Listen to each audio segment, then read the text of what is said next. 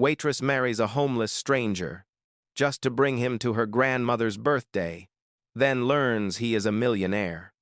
Hello, everyone. Before we begin today's story, I have a small favor to ask. Please hit subscribe and turn on the notification bell so you never miss our channel's new videos. It is quick, free, and the best way to support us in bringing you more dramatic stories. Your support truly means the world to us. Where are you watching from? Drop your city or country in the comments below. Thank you very much. Now, let us get back to our main character. Rain tapped softly against the windows of Maple Street Diner, the kind of late-evening drizzle that made the neon signs outside blur into streaks of pink and blue. Inside, Emma Carter wiped down the same table for the third time, her hands tired from a double shift, her mind running in circles. Her grandmother's birthday was tomorrow, and the entire family would be there. Every year they reminded her, with little jokes and sharp glances, that she was still single, still figuring things out, still the waitress among cousins with shiny careers. But this year mattered. Her grandmother's health had been declining fast, and the doctors warned that big celebrations might not come again. Emma wanted to give her a moment of peace, a moment where the family stopped whispering about Emma's life and simply let her grandmother enjoy her day. That was why she needed someone to go with her. Not a boyfriend, not a soulmate. Just someone who could stand beside her long enough to keep the family's judgments away from her grandmother. The bell above the diner door jingled. A tall man stepped inside, soaked from the rain, his clothes worn and his backpack frayed at the seams. He kept his eyes low as he approached the counter, shivering slightly. Emma recognized him. He had been outside earlier, sitting under the awning to stay dry. Most customers walked past him without a second glance. She poured a cup of coffee before he even asked and placed it in front of him with both hands, the warmth rising between them. He glanced up, startled, revealing eyes that were tired but strangely steady. "You look freezing," Emma said softly. "Please drink this. It is on the house." "Thank you," he murmured. His voice was low, rough, like he had not spoken much in days. Emma hesitated. Her heart pounded with a reckless thought. She had spent hours trying to figure out who she could bring tomorrow, who would not judge her, who did not care about her family's expectations. And now she stood in front of a man who looked like he had no one and nowhere to be. She took a breath, her fingers tightening around the edge of the counter. "I know this is going to sound completely insane," she began, "but would you be willing to help me with something tomorrow? Just for a few hours." He lifted his head slowly, studying her as if trying to decide whether she was joking.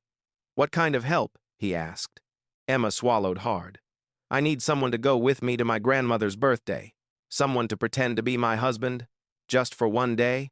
It would mean a lot to her, and honestly, it would save me from a lot of cruel comments." Silence stretched between them.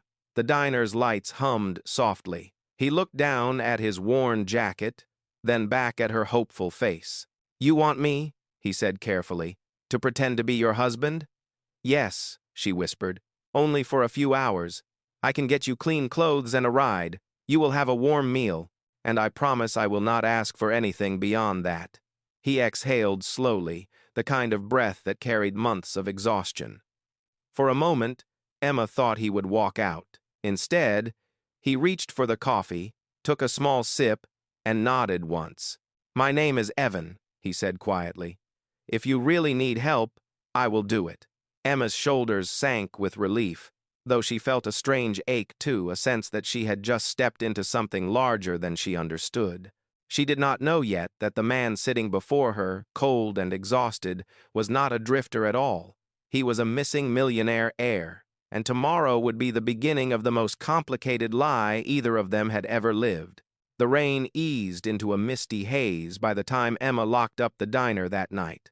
She walked beside Evan toward the alley where he said he had been staying. The streetlights flickered over wet pavement, and every few steps she caught him glancing at her as if he still could not believe he had agreed.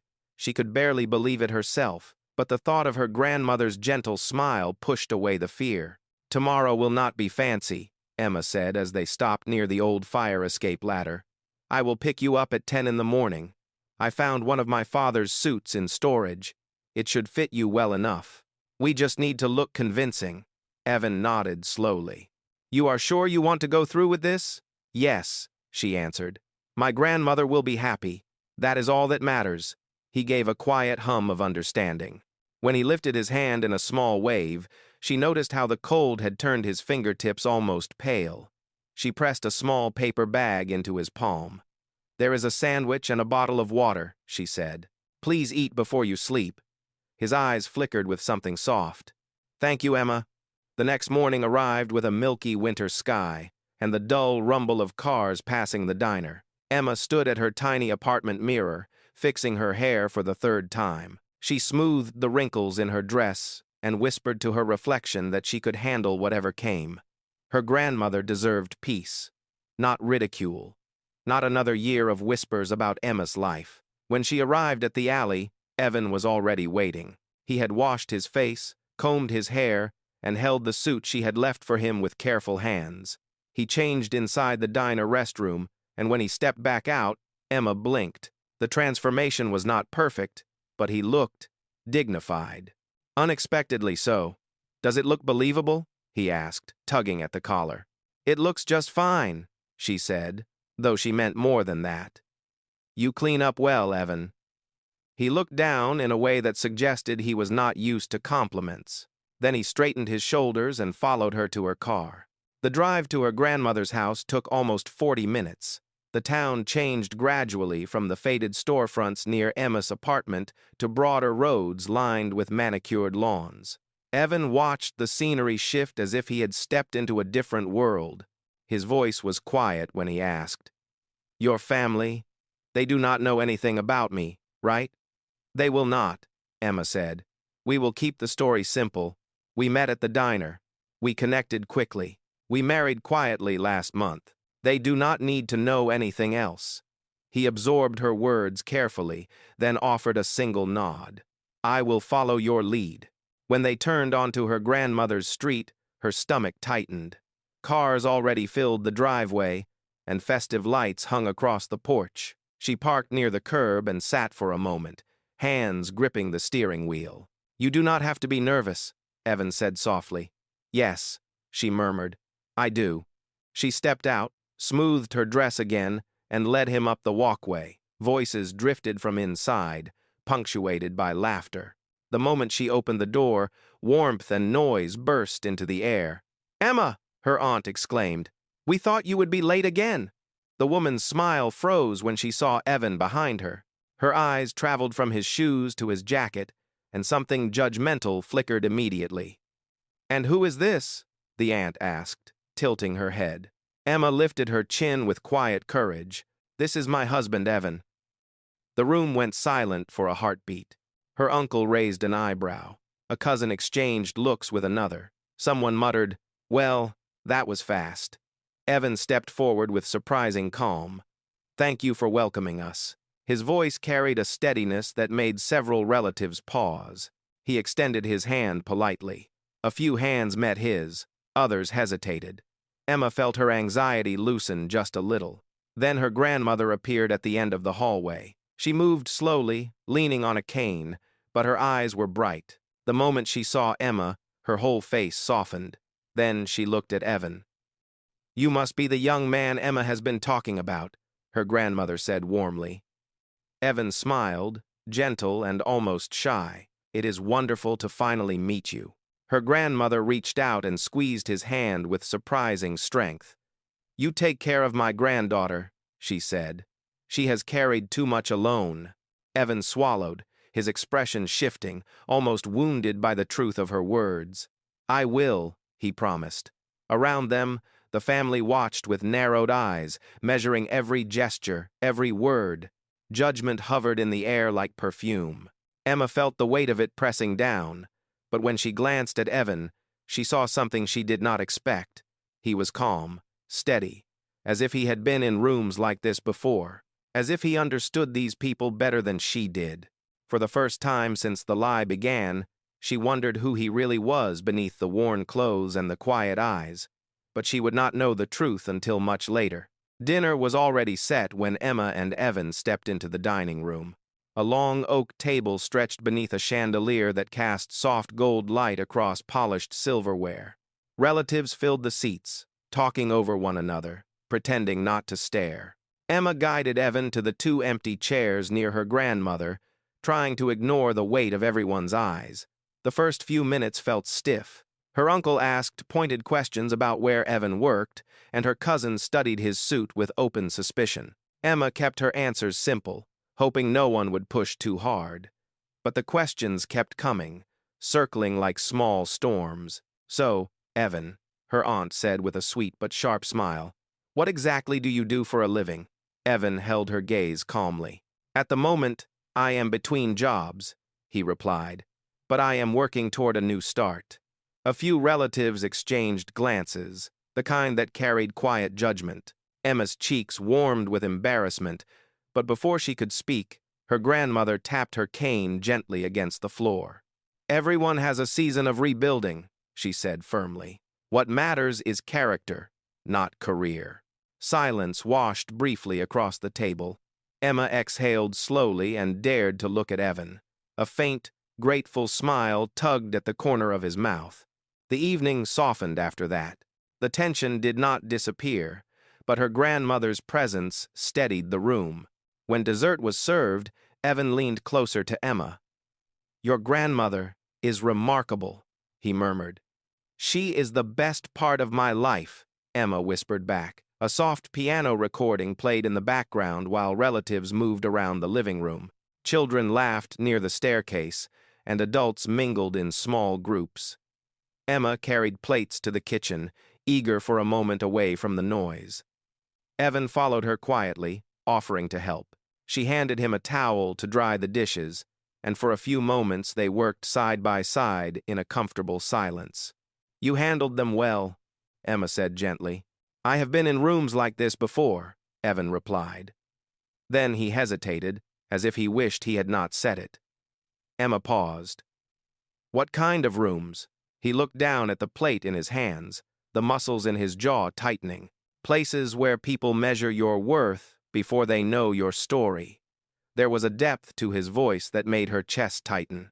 She wanted to ask more, but footsteps echoed from the hallway before she could speak. Her cousin Lucas entered the kitchen with a smirk that made Emma's stomach twist.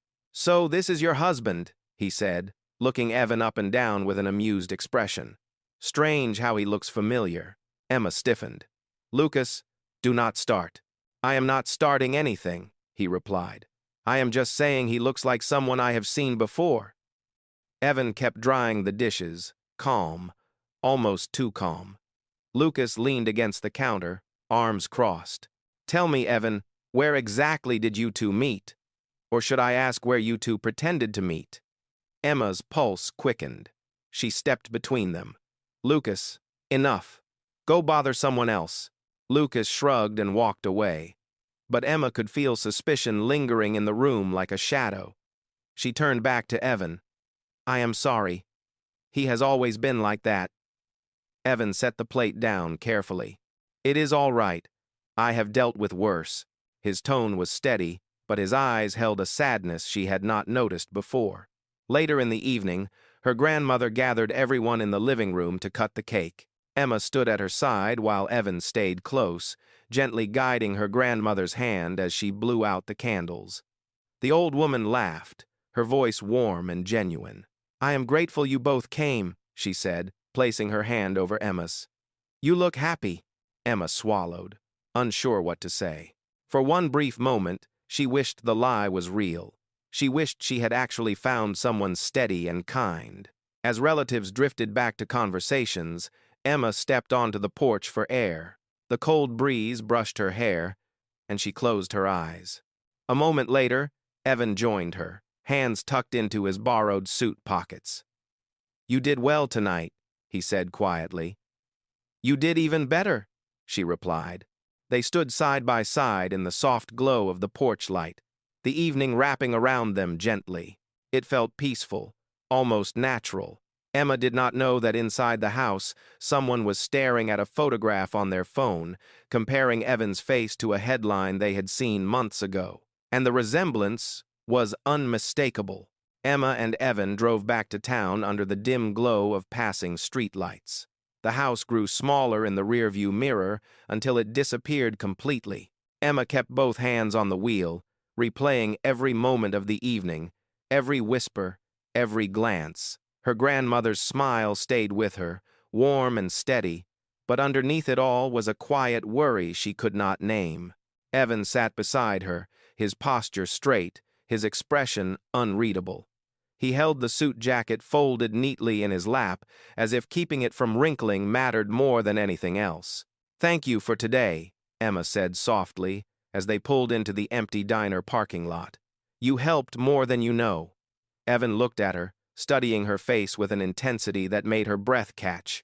"Your grandmother is a remarkable woman." "I meant what I said. Anyone who cares that deeply deserves to be protected." Emma nodded, touched by his sincerity. She unlocked the diner, letting him slip inside to change out of the suit. While he was in the restroom, she sat at a booth and rested her forehead against her hands. For a brief moment, the world felt still. Then her phone buzzed. A message from Lucas. A single image filled the screen. A screenshot of a news article. The headline read, "Heir to the Kendall family fortune missing after corporate scandal." The photo showed the same eyes, the same face, only cleaner, sharper, wearing a tailored suit instead of a worn jacket. Emma felt her pulse stumble. No, it could not be.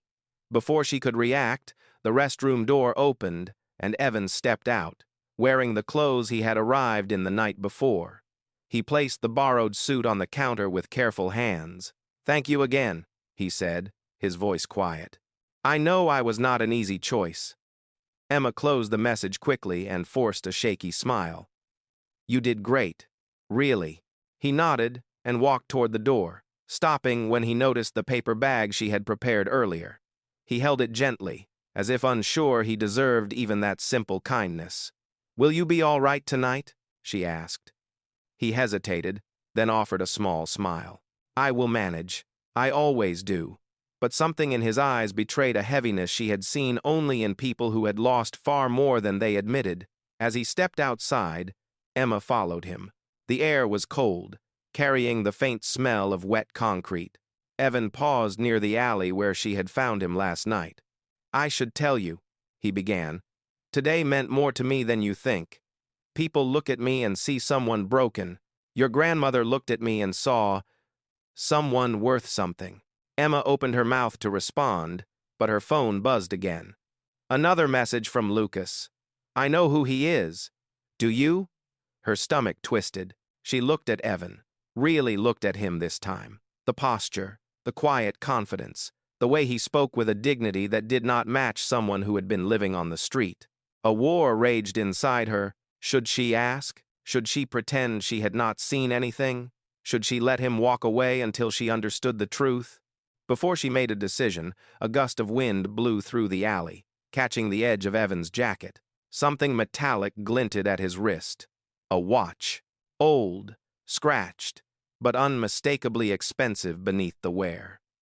A detail she had been too overwhelmed to notice earlier. Evan saw her staring. His expression shifted, fear, regret, something close to resignation. He stepped back. "Emma, there are things I cannot explain." "Not yet." Her voice tightened. "Are people looking for you?" Evans. Silence was an answer in itself. He lifted his backpack, slung it over his shoulder, and met her eyes with a calm she did not understand. "Thank you for today," he said again. "For letting me feel human. Even if it was only for a few hours." He turned and walked toward the shadows at the far end of the street. His steps were steady, but Emma felt the truth pulling at her like a tidal current. He was not just a stranger. He was not just a man down on his luck. And tomorrow, when the truth reached her family, her grandmother, and her own heart, everything would change. Emma barely slept. Every time she closed her eyes, the image from Lucas' message flashed behind her eyelids, Evan's face beside the headline. The word heir, missing, scandal. None of it made sense. And yet, deep down, A quiet voice whispered that it explained everything. His calmness, his manners, the way he fit into her family's world so naturally, despite the worn clothes and tired eyes. By morning, the diner felt colder than usual. She wiped down the counter while the coffee machine hummed in the background, trying to steady her hands. At 9 o'clock sharp, the door opened with a soft chime. A woman in a tailored navy coat stepped inside. Her heels clicked sharply against the tile, and her eyes swept across the small diner with clinical precision. She approached the counter like someone who did not have time to waste. "Excuse me," she said. "I am looking for someone." Emma forced a polite smile. "Who might that be?" The woman reached into her coat and pulled out a printed photo. Evan's face stared back at her, clean-shaven, confident, framed by city lights. "This man," she said. "His name is Evan Kendall. Have you seen him?" Emma's breath caught. Her fingers tightened around the cloth in her hand. I do not know." The woman studied her closely, her gaze sharp enough to cut through lies. "He has been missing for almost 9 months. His family is worried. His company is in chaos. If you know anything at all, you need to tell us." Emma swallowed hard. "Why would he be here?" The woman sighed, lowering her voice. "After the scandal last year, he disappeared. He walked out of a board meeting and never came back. The press believes he fled the country, but I know him better than that. He would not leave without a reason." Emma felt her chest tighten. "What happened to him?" "That is not for me to share," the woman said, "but I promise you this. He is not safe on the streets. If you have seen him, please tell me." Before Emma could respond, the bell above the door jingled again. Evan stepped inside. His eyes met hers first. Then he saw the woman. The recognition hit him instantly. His shoulders stiffened, and his breath faltered. "Evan," the woman said. "Thank God.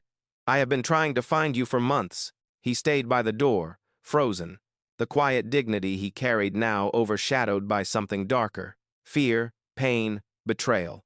"I told you not to look for me," he said. The woman's voice broke. "You vanished. You left everything behind. The board thinks you abandoned your inheritance. Your family believes something terrible happened to you. You cannot keep running." "I am not running," Evan replied.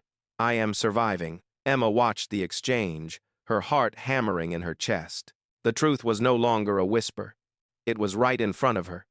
The woman stepped closer. "Your father is sick, very sick. He has been asking for you. He does not have much time left." Evan closed his eyes, the words hitting him like a blow. When he opened them again, they were full of something aching and raw. "What do you want from me?" he asked. "To come home," she said, "at least long enough to say goodbye." Silence stretched between them. Finally, Evan shook his head. "I cannot go back." "You have to," she insisted. "The truth about the scandal has come out. You were not at fault. They know that now. The company needs you. Your family needs you." "My family," Evan said quietly, "did not believe me when I needed them." Emma felt something inside her twist. She had seen that same pain on his face last night when Lucas questioned him. Now she understood why. The woman took a step back, her tone softening. "At least talk to someone. A lawyer, a reporter, anyone. You cannot live like this." Evan almost laughed, but the sound was hollow. "I am not going back." He turned toward the exit, but Emma moved without thinking, placing herself between him and the door. "Evan," she whispered, "wait." He looked at her, a mixture of shame and gratitude flooding his eyes. "Emma, I never meant to drag you into this. Just tell me the truth," she said. "Why did you leave?" His voice cracked.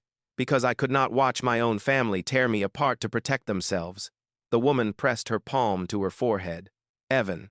He lifted a hand, asking her to stop. Emma stepped closer, her voice steady despite the storm building inside her. "Whatever happened, you cannot keep disappearing. You deserve better than living in alleys and hiding from the world." He looked at her with a softness that broke her heart. "You gave me one good day. One day where I felt like I was worth something again. That is more than I have had in a long time. Emma took a breath. Then let us figure this out together. His expression shifted hope, disbelief, fear, all tangled together. But before he could answer, the woman behind them spoke in a trembling voice. Evan, I am begging you. Your father does not have much time. The diner fell silent, and everything in Evan's world began to unravel at once. Evan stood in the center of the diner, the hum of the refrigerators and the soft clatter of kitchen utensils fading into a silence that felt heavy enough to crush him. The woman in the navy coat waited with shaking hands, and Emma watched him with wide, steady eyes. He looked torn, as if two different lives were pulling at him from opposite directions. Finally, he inhaled, slowly. If my father truly is sick, he said, I need proof. I need the truth, not another demand. The woman reached into her coat and pulled out a folded document. His medical records, she said. I am not supposed to carry these, but you left us with no choice. Evan hesitated before taking them. His fingers trembled as he unfolded the pages. Emma watched his face shift from caution to disbelief and then to something deeper, grief wrapped in years of hurt. He lowered the papers and pressed his knuckles against his forehead. Why did nobody call me sooner? We tried, the woman said. Your number was disconnected. Your email bounced. You disappeared. Emma stepped closer, her voice gentle. Evan, what happened between you and your family? He stared at the floor for a long moment before answering. My uncle framed me. He manipulated the board into believing I had leaked confidential documents to the press. My father believed him. The entire family did. I was stripped of my authority and forced out of my own company. I walked away because staying would have destroyed me. Emma felt her breath catch. And now they know you were innocent? Yes, the woman said. The board discovered new evidence. Your uncle is under investigation. They want you reinstated, but that does not matter as much as your father. He does not have long, Evan. He has been asking for you every day. Evan closed his eyes tightly, as if trying to contain the emotion rising inside him. Emma could see how deeply the betrayal had carved into him. She wanted to reach out, but she did not want to add to the pressure surrounding him. Finally, he opened his eyes and looked at the woman. Where is he? At the family estate, she said softly. You can come back with me right now. Evan looked at Emma next, searching her face, as if needing her approval more than the woman's. I do not know if I can face them, he whispered. Not after everything. Emma stepped closer, lowering her voice so only he could hear. You can. You are stronger than you think, and you do not have to go alone. His breath faltered. You would come with me? If you want me there, she said. You helped me yesterday. Let me help you now. He swallowed hard, emotion tightening his throat. Emma, you barely know me. She gave him a small, warm smile. I know the part that matters. The woman watched them quietly, her expression softening as the tension shifted in the room. Evan exhaled and nodded. All right, I will go. The drive to the Kendall estate took nearly an hour. Emma rode beside him in the back of the black sedan, sent to pick them up. The city gave way to wide roads, gated neighborhoods, and sweeping lawns. Evan stared out the window, his jaw tight, his hands clasped together so firmly that his knuckles turned white. You can breathe, you know, Emma said gently. Evan let out a shaky breath. I walked away from this world because it nearly destroyed me. I am not ready to walk back into it. You are not the same person you were, Emma replied. You have lived more in 9 months than some people do in 9 years. He glanced at her, and for the first time since the reveal, a faint smile touched his lips. You always know exactly what to say, Emma shrugged. Maybe I just say what you need to hear. When the car turned through tall iron gates, the estate appeared like a scene from another life. The mansion rose from the crest of a green hill, its stone walls glowing in the early afternoon sun. Dozens of windows reflected the sky. The driveway was lined with trimmed hedges and white roses. Evan stiffened the moment the car stopped. I am not sure I can do this, he said. Emma reached for his hand, offering it quietly, without pressure. You can, and I am right here. For a moment, he hesitated. Then he took her hand. Inside, the air smelled faintly of old wood and lavender. A butler led them through a grand foyer to a hallway lined with family portraits. Emma felt small in a place like this, but she held her head high, matching the steadiness Evan needed. A set of double doors opened to reveal a large room filled with soft light. A man lay in a hospital bed near the window, pale and thin, machines humming gently beside him. His eyes were closed, but when he heard the door, he opened them slowly. The woman whispered, "Sir, Evan is here." The older man's breath caught. His eyes widened, filling with emotion so raw that Emma felt her own throat tighten. "Evan," he whispered. "My son." Evan froze at the foot of the bed. The room held its breath. Finally, he stepped forward, each movement heavy with years of pain. "I am here," he said quietly. His father reached out with a trembling hand. "I am sorry. I was wrong. I should have believed you." Evan's voice broke. "I did not know if you ever wanted to see me again." His father gripped his hand with surprising strength. "There has not been a single day I did not pray you would come home." Emma watched as Evan bowed his head, his shoulders shaking. The moment was fragile, aching, and beautiful. And it was only the beginning of the truth that was about to unravel. Evan stayed by his father's bedside long after the initial shock faded. Emma kept a respectful distance near the window, watching the two men speak softly. The air in the room felt heavy with unspoken years, with apologies buried under pride and misunderstandings. When the nurse finally entered to check the monitors, Evan stepped back and wiped his face with the inside of his sleeve, trying to regain the composure he had always carried so carefully. His father drifted into sleep a few minutes later. The woman in the navy coat, now clearly his assistant, guided them out into the hallway. The door closed quietly behind them. "You should rest too," she said to Evan. "You have been through a lot." Evan shook his head. "Not yet. There is something I need to understand." They were led into a sitting room overlooking the vast gardens. Emma sat beside him on a velvet couch, her hands folded in her lap. Evan stared straight ahead, his expression shifting between anger and heartbreak. "They accused me," he said quietly, "and they did not even allow me to defend myself." His assistant nodded. "Your uncle made sure of it. He presented the board with forged documents and fabricated emails. He wanted control of the company, and removing you was his easiest path." Emma leaned forward. "And now they know the truth?" "Yes," the assistant answered. "The investigators uncovered everything 3 weeks ago. Your uncle has stepped down and is facing charges. But the damage he did to you, it was enormous." Evan laughed softly, but it was not amusement. It was disbelief mixed with pain. "My own family believed him before they believed me." Emma reached for his hand without thinking. "But now you have the truth, and they want you back." He looked at her, his voice low. "Do I even want to go back?" The assistant hesitated before speaking again. "The board wants you to return as chief executive officer until they stabilize things. Your father wants you to come home permanently. Everyone is ready to support you now." Evan leaned back, his chest rising and falling slowly. "Support," he murmured. "Where was that support when I needed it?" Emma squeezed his hand gently.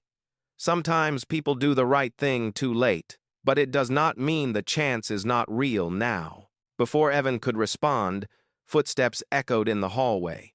A man in a gray suit entered the room with a document folder in hand. His expression was uncomfortable, almost nervous. "Evan," he said, "I have been asked to brief you on the state of the company." Evan tensed. "I did not agree to anything yet." "I know," the man said, "but your uncle made decisions you should be aware of. There are contracts that could damage the company if not addressed immediately." The assistant stiffened. "What contracts?" The man hesitated. "Documents that would paint Evan as negligent if leaked to the press. Your uncle prepared them months ago to secure his position permanently." Emma felt a chill run through her. So he planned to destroy you further? Evan's voice darkened. Even after everything he did, he left traps? Yes, the man replied. And one of those documents mentions you, Miss Carter. Emma froze. What? Why would my name be in anything related to the company? The man opened the folder and handed a page to Evan. He read it, and his face shifted from disbelief to anger in less than a second. It says, Evan muttered, that you were involved with me while I was homeless as part of a scheme to manipulate my public image. It claims you were paid to stage a relationship with me so that I could return to the company with a humbling redemption arc. Emma's breath left her body. That is a lie. A complete lie. I know that, Evan said. Anyone who spends 5 minutes with you knows that. The man cleared his throat. We believe your uncle planted these documents so that if Evan ever resurfaced, he could leak them and ruin both of you. Emma pressed a hand against her chest. So he was willing to destroy a stranger just to hold power? Yes, the man said, and he nearly succeeded. Evan stood abruptly, pacing the length of the room. He attacked me, my integrity, and now he is dragging Emma into this. I will not allow it. Emma followed him with her eyes. What are you going to do? He stopped, turning toward her with a fire she had not seen before. The truth has to come out. All of it. My disappearance. The scandal. What my uncle did. And the fact that you had nothing to do with any of it. Her voice softened. Evan, you do not have to protect me. Yes, he said firmly. I do. The assistant nodded. If we do not speak publicly soon, someone else will. And they will twist everything. Evan looked at Emma again, determination settling across his face. Then we tell the truth. Together. Emma felt her heart pound. This was no longer about a fake marriage, a birthday dinner, or a lie to soothe her grandmother. This was about justice. And it was about the two of them, standing together in a storm neither of them had seen coming. Whatever came next, their lives were tied together now, far more tightly than either of them expected. The press conference was scheduled for the next morning. By sunrise, reporters had already gathered outside the Kendall estate gates, their cameras aimed at the driveway, their voices murmuring with speculation. Evan watched them from an upstairs window, his hands resting on the cold marble sill. His expression was steady, but Emma could see the weight in his shoulders. You do not have to do this alone, she said. He turned toward her, his voice quiet but unwavering. I know. That is why I can do it at all. Downstairs, the assistant briefed them on the statements and timing, but Evan shook his head. I will not read from a script, he said. They deserve to hear the truth in my own words. Emma nodded in agreement. People will feel that. They will know you are not hiding. When the time came, the heavy double doors opened, and Evan stepped outside with Emma at his side. Dozens of microphones pointed toward them immediately, lights flashing, journalists calling his name. The security team parted the crowd enough for them to stand at the podium set up near the entrance. Evan cleared his throat. The crowd fell silent. For the last 9 months, he began, the world has been told that I betrayed my company and my family, that I walked away in disgrace. None of that is true. Cameras clicked rapidly. I was framed, he continued, by someone I trusted. Evidence was falsified, and I was cut out before I had a chance to defend myself. I left because I refused to let lies define me. He paused, letting the words settle. Emma stood beside him, calm and steady. I survived the last 9 months because I needed to remember who I was without the Kendall name attached to me. I needed to learn who I could be when everything was taken away. A reporter raised his voice. Is it true that you were living on the street? Yes, Evan said. I had nothing, but I found people who treated me with more humanity than those who claimed to love me. He glanced at Emma, and the warmth in his eyes softened the entire moment.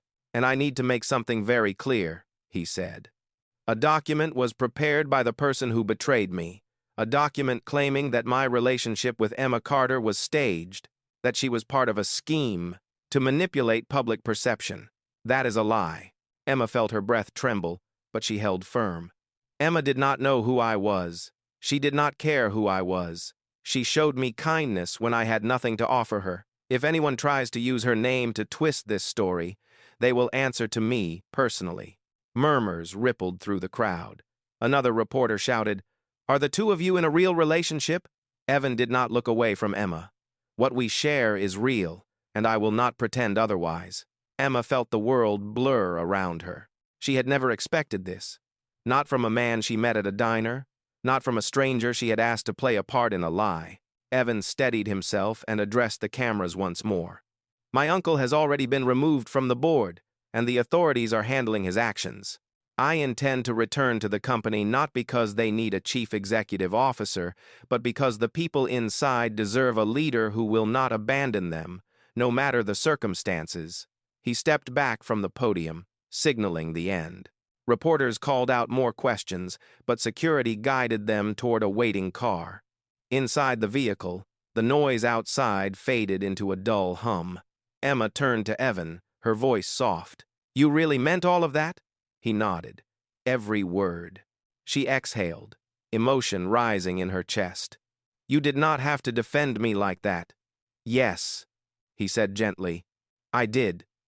You defended me first, even when you did not know who I was." The car pulled away from the estate gates. They sat close, fingers brushing lightly, neither needing to speak. A few minutes later, Evan reached for her hand. "Emma," he said quietly, "our marriage may have started as a lie, but what I feel now is not." Her heart raced. "Evan," he squeezed her hand, "I want it to be real. If you want that too." Emma met his eyes, seeing the sincerity there, the vulnerability that only someone who had lost everything could show. "I do," she whispered. He leaned closer, resting his forehead gently against hers. "Then let us start again. Not as strangers, not as a fake story, but as ourselves." The car rolled down the long driveway toward the city, leaving behind the pain, the lies, and the judgment. Ahead of them waited something new, something real, something worth choosing, together. The days following the press conference moved quickly, but for the first time in months, the movement felt like healing rather than running. The public response was overwhelmingly supportive. News outlets replayed Evan's speech on every channel, praising his honesty and the courage it took to face the world after losing everything. More importantly, his father's health stabilized just enough for real conversations to begin quiet. Emotional talks that slowly closed the wounds left by betrayal and misunderstanding. Emma visited the estate with Evan every afternoon. She would sit quietly near the window while he spoke with his father, sometimes listening, sometimes giving them privacy. Each visit softened him, peeling away layers of fear and bitterness he had carried for too long. One evening, as the sun set behind the estate gardens, filling the sky with warm orange light, Evan walked Emma out to the terrace. The air was cool, the roses lightly swaying in the breeze. She leaned against the railing, breathing in the scent of lavender drifting from the flower beds. "It feels peaceful here," Emma said. "It never used to," Evan replied. "But somehow, now it does." She smiled gently. "Maybe because you are finally seeing it on your own terms." Evan stepped beside her, hands loosely in his pockets. "I never thought I would stand here again. And definitely not with someone who makes this place feel less heavy." Emma looked at him, her eyes soft. "You are not carrying it alone anymore." He reached for her hand. Their fingers intertwined easily, naturally, as if they had always reached for each other in moments like this. For a while, they simply stood together in the glow of the evening, listening to the quiet hum of the estate. After a long silence, Evan spoke. "I want to show you something." He led her down a narrow garden path lit by small lanterns. At the end stood a bench beneath an arch of climbing roses. On the bench rested a small velvet box. Emma gasped softly. "Evan, what is this?" He picked up the box, holding it carefully. "The night after the press conference, I could not sleep. I kept thinking about everything we have survived in such a short time. The lies, the fear, the truth, the chaos. He paused, his voice steady and warm. And through all of it, you stayed. You stayed when I had nothing. You stayed when my entire life turned upside down. And you stayed even when you were dragged into a world that was never meant to be gentle. Emma felt tears gather, but she blinked them back, listening. I do not want our story to begin with a fake promise, he said. I want it to begin with a real one. He opened the box. Inside was a simple ring, elegant, timeless, nothing flashy or ostentatious.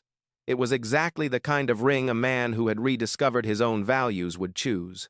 Emma covered her mouth with one hand. Emma Carter, he said softly. I fell in love with you on the hardest day of my life because you treated me with dignity when I could not even recognize myself. I do not want a contract.